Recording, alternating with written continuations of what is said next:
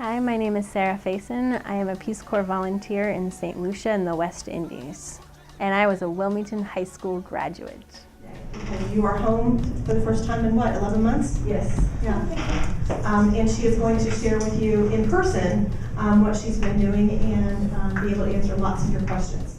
My relation to Wilmington High School is that I graduated in 2004. And my sister currently attends here. He's President Kennedy. And so one of his first things that he did when he was in office was he established the Peace Corps. Okay. How I got into Peace Corps is a long application process. For me, it only took about 9 months. So you go through an application, a couple interviews, medical workup, and you can choose what area that you would like to go to, but you're not necessarily going to go there. So I told them anywhere in the world. My region was Central South America or the Caribbean. About 6 weeks before I left for the Peace Corps, they sent me an invitation saying, we want you in the Eastern Caribbean. So at that point, I knew I was going to the Eastern Caribbean, but I didn't even definitely know that I was going to St. Lucia. My only hint was that I had a fact sheet about St. Lucia in there.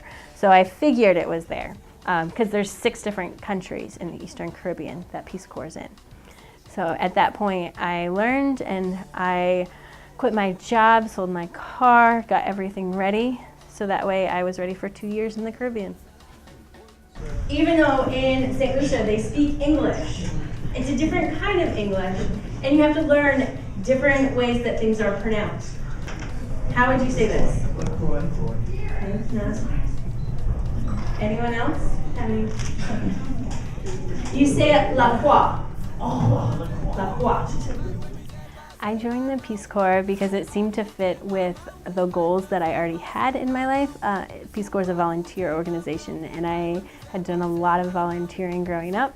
And I also wanted to see what disadvantaged actually was, because I was working with disadvantaged students in Cincinnati, and I didn't think that disadvantaged meant you had an iPod.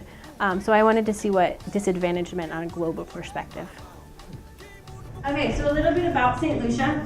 The population is 160,000, and it's about the size of Clinton County. It's 12 miles wide by 27 miles long. I actually have a friend who last week hiked from Viewport to Castries with a group of Seventh-day Adventists. And then in August, he's going to be from Castries down to Viewport.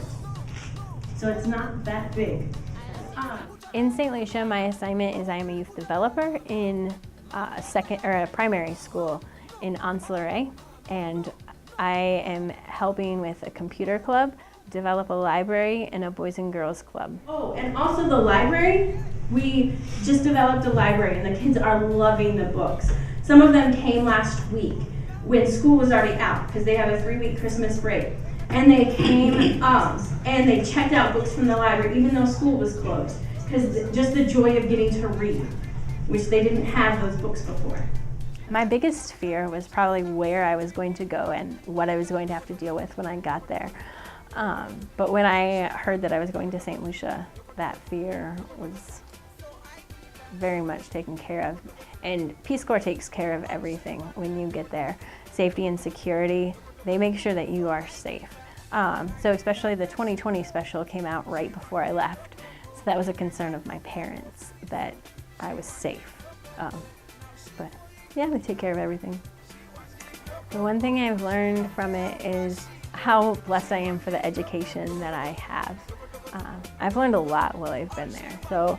And never take anything for granted, because you can always learn to live without it. There's a lack of resources. You guys are in exam week right now. What do exams take? You have paper, you have pencils, you have ink. Staples. You have staples. All these different things. You have no clue how hard it is to find a stapler at my school. The advice that I would give someone is to volunteer a lot and to never give up and always follow your dream.